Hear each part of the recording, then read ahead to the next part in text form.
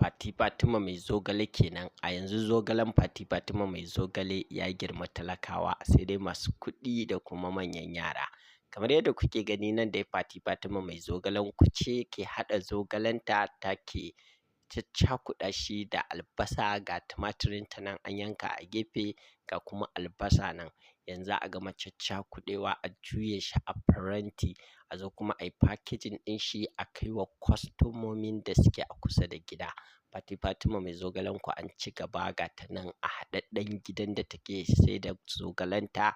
Kafin a kammala haɗa mata katafaren wajen sayar da zogale kamar yadda Dauda Kahutu Rarara ya yi mata alƙawari.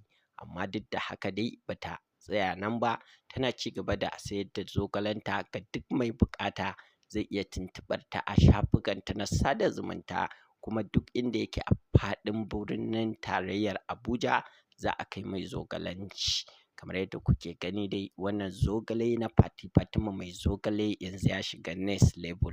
Talaka sai dai ya gani a waya ya mai da yawu, amma fa da wuya in zogalen nan zai ciwu a wajen shi. Zogalen Fati Fatima mai zogale darajar shi ta kai kuɗin kaza.